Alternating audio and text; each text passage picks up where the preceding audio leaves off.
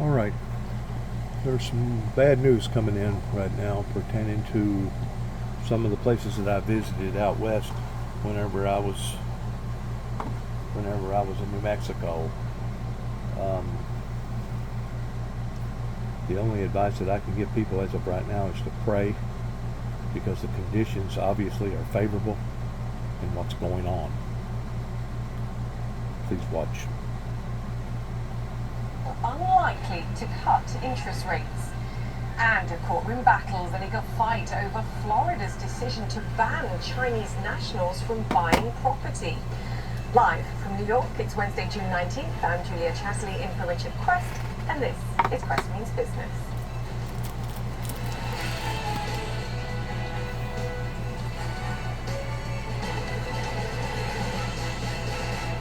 And a good evening once more. Tonight, dangerous heat waves are putting millions of people around the world at risk. Fast-growing wildfires are tearing through communities and tribal reservations in the U.S. state of New Mexico. Thousands of residents have evacuated the area and at least one person has died. The Middle East has also been hit by scorching temperatures. Hundreds of people have reportedly died during their annual pilgrimage to Mecca amid the searing heat. And we're also getting alarming data from India too. The government says there's been 40,000 suspected cases of heat stroke so far this summer. More than 100 people have died there because of the brutal heat too. And Bill Weir is in New York for us. Bill, the scariest part of this perhaps is if we're not careful and if we don't do more, we're going to remember this time as relatively cool. Exactly. It could be one of the coolest summers of the rest of our lives as it ramps up right now. This could be what is now a newsworthy event.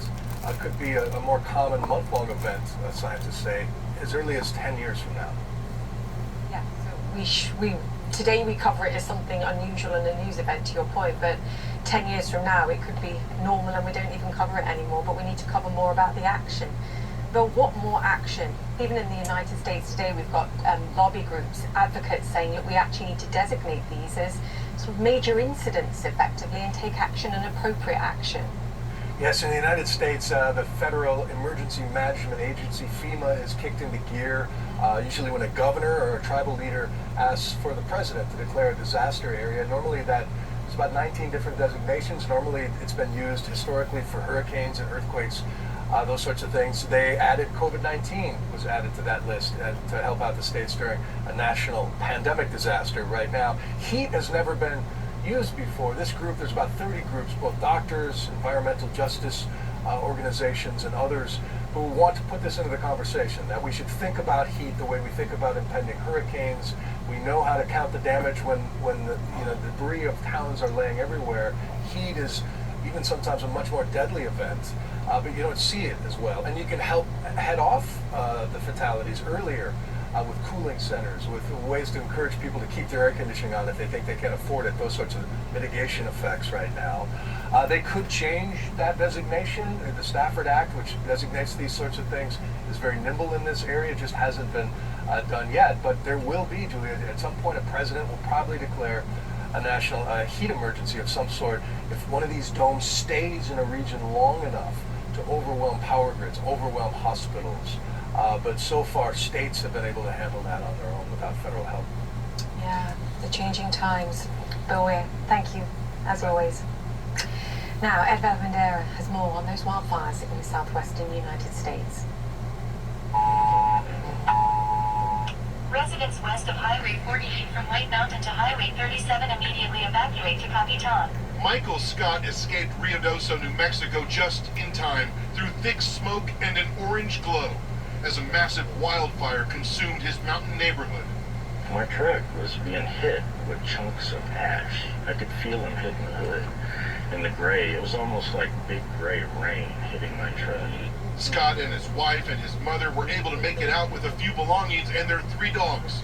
We met them at a motel 50 miles away, where all they can do is nurse the shock that everything they own might be lost. The not knowing is a numbing feeling, he says. I imagine it's an incredibly helpless feeling. I mean, there's literally nothing you can do. It really is. And for the past 24 hours, we've been in this little motel, and I think, well, we don't have anything left. Now where do we go? because I'm pretty confident we're not going to go back to Ruidoso. That's not going to be an option.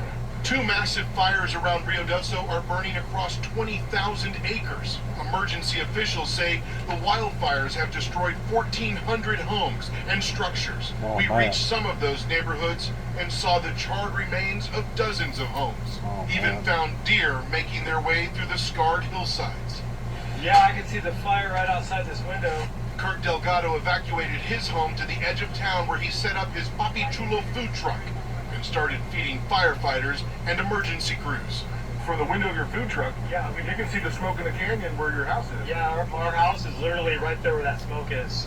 Delgado says he'll stay here as long as he can, making meals and keeping one eye on the fires and ready to hook up the truck and race out. So, my parents are in that Airstream right there, and with my brother Matthew and their dog, we're ready to go. We're going to do what we can to, just stay vigilant. About 8,000 people have evacuated the Ruidoso area since Monday. The mountain village is an eerie, smoke-filled ghost town.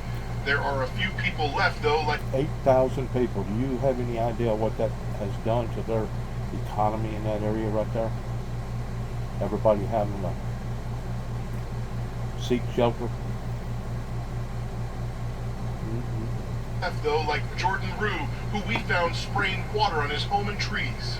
I imagine a moment like this is pretty nerve-wracking. Yeah, I didn't think it was going to come this close to us, but it happened so fast. Our conversation was interrupted by police urging residents to evacuate.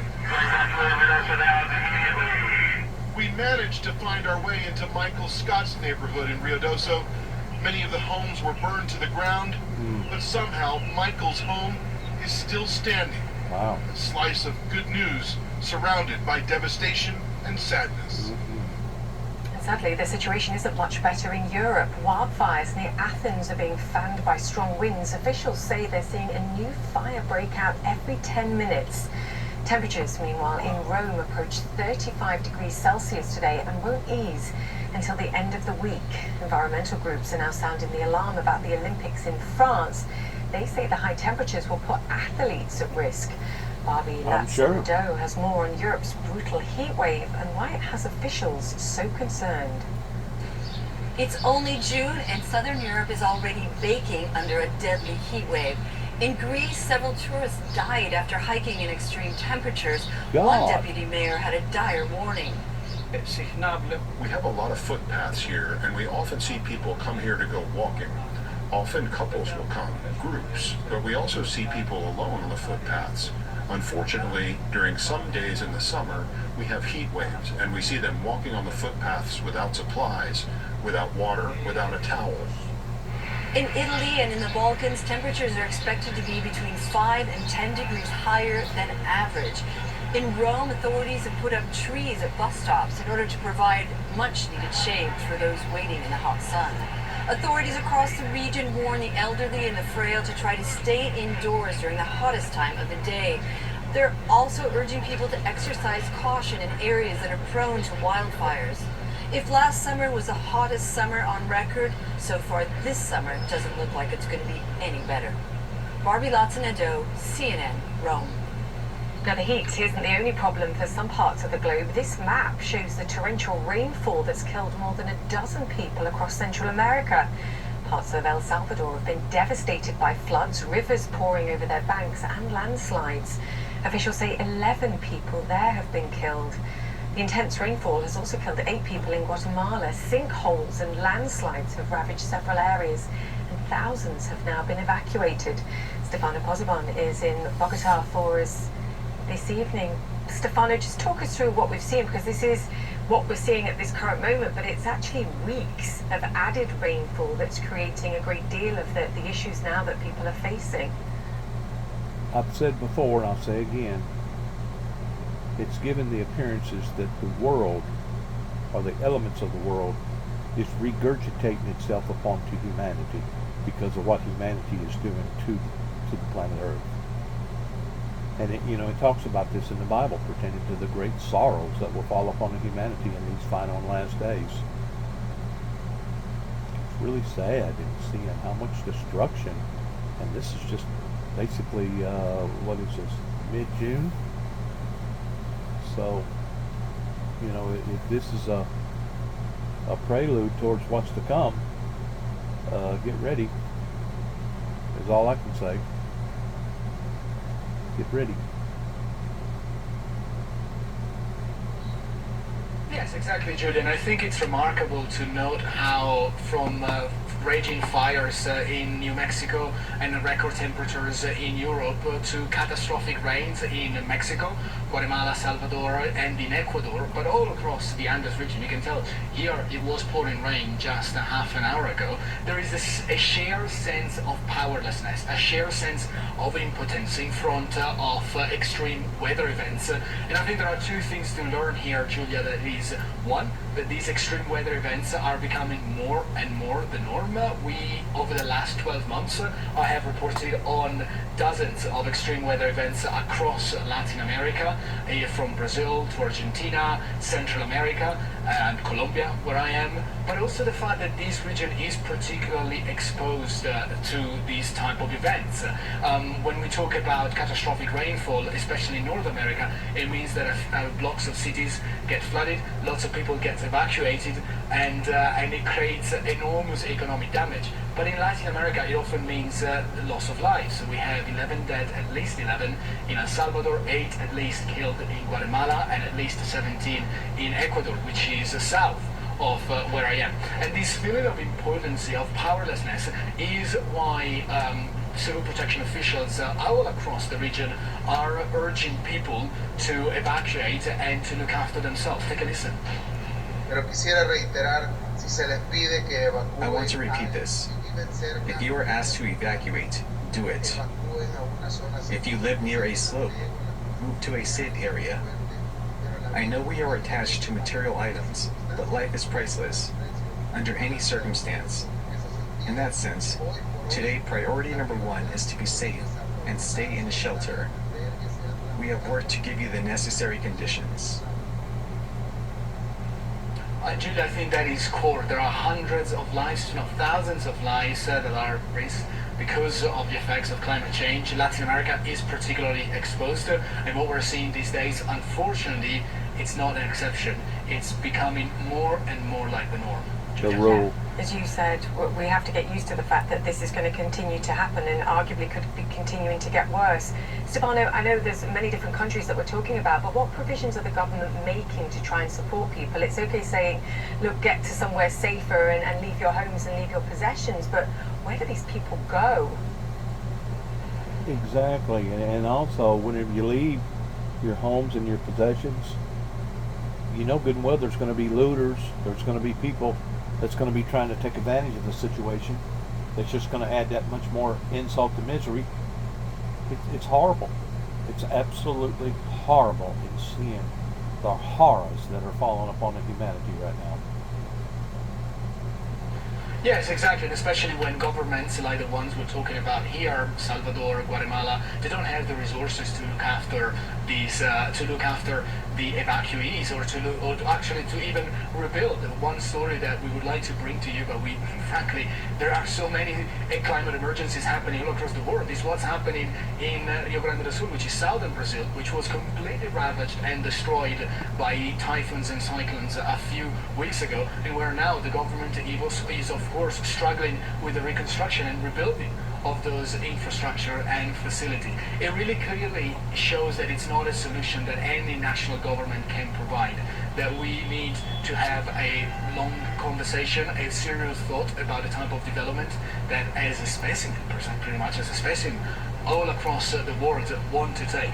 One more thing before you let me go is the economic effects of climate change in Latin America are dramatic. For example, in Ecuador, yesterday the local government announced electricity rationing from the largest hydroelectric plant in the country, the Colacodo Sinclair Dam, because these catastrophic rains are impacting reservoirs and dams all across the regions. And so on top of the stress caused by the rains, the rainfalls and slides and mudslides, you also have electricity rationing. because of that. Here in Bogota, we've been rationing water for the last 2 months. It means that every 10 days you don't get water coming out of the faucet if you live in this city, and that of course creates enormous economical damage. And so most governments are struggling to work with both how to mitigate the effects of climate change and how to adapt long term to this new reality of extreme climate in the Americas. I don't know about my viewers, but it just makes me be that much more thankful that even though I don't have a whole lot, I'm very thankful for what I have, because I could actually be completely desolate in not having nothing. Floods, fires, earthquakes, hurricanes, tornadoes, etc., etc., etc. That could very well be coming near a neighborhood near you. That's the reason why the Bible teaches us again and again and again, those who endureth unto the end, the same shall be saved, indicating that horrible things are going to be befallen upon humanity in these days because of what humanity has done and what humanity is continually doing in regards towards the abusiveness to one another and the abusiveness to our planet, because we're supposed to be good stewards, and so many people are not good stewards when it comes to planetary issues, and because of it, it has put everybody in behind the 8 ball. Everybody, in some form or fashion, because the irregularities are so strong now that there's no way to deny the imbalances of going from a pattern or a history of the way things used to be versus now the way things are. And just like the commentator talked about, that this actually could be more towards the rule because of it escalating the way that it is. Yeah, Stefano, I couldn't have put it more eloquently. Economic risks, health risks, and it has to be a global conversation. And not only that, but it also causes irritable situations whenever it comes to viruses and other types of algae and etc. that grows, and mold and etc. that just adds that much more horror to civilization, as far as them getting sick or coming up with different types of diseases or etc. Because I mean, whenever something like that gets ravaged, you got to start all over again. And though you may still be alive, which is a good thing, you don't have nothing. You got to start all over, and it's really bad, because it adds so much horror and stress to people's lives because they can't deal with this. It's too humongous. To your earlier point, thank you for pointing that out to us, Stefano Pozzebon. Good to have you. All right, still to come, Russian President Vladimir Putin touches down in Vietnam after strengthening ties with North Korea.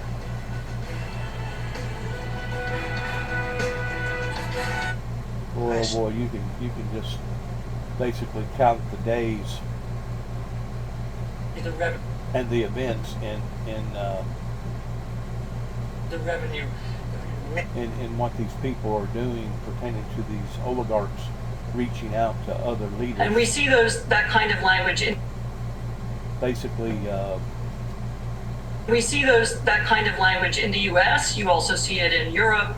Some of it is directly sponsored by the Russians. They invent it, they create fake profiles. We know that from the 2016 election. They have new and more sophisticated ways of doing it now.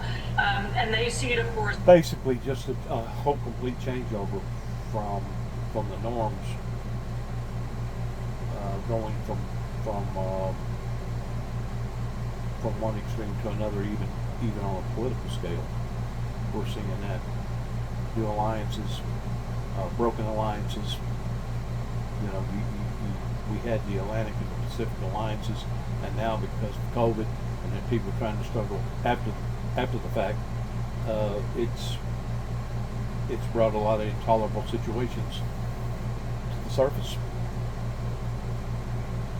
Be glad that you're in America, even though America has been hit and ravaged again and again and again by the works of the devil pertaining to the forces of nature. But be glad that you're here in America, because if you was in some of those other countries, it would be basically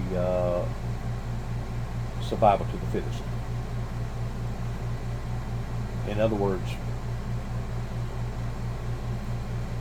it would be raw. Very, very raw. Wars coming from inside their own societies. So the decline of the conversation in the United States has its echo in other places as well. Yeah, it's so interesting. You see that so clearly. I feel like people here don't always understand that it's part of a war within lots of other places. Ann Applebaum, thank you very much for spending time with us.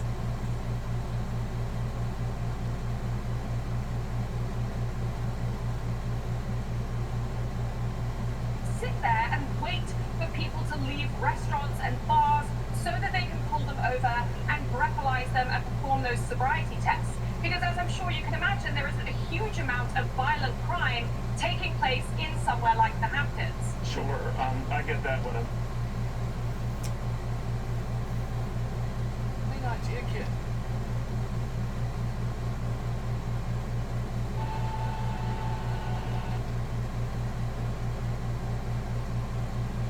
All right, looks like we're gonna leave this at this towards finishing this out. It's situations that are only brewing. Basically, the whole planet has turned into a powder keg in some form or fashion, just as the Bible talks about to flee into the mountains whenever you shall start to begin to see these things occurring. These things are occurring. This is not people's imaginations. This is not some sort of a hoax. These things are actually occurring. Our day.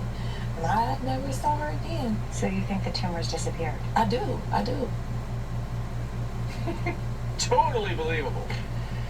That's going to wrap up this edition of the Chris Salcedo Show. Join us again tomorrow at 4. Well, we missed that part. Anyways, good luck to us all. Heaven help us all. And shalom.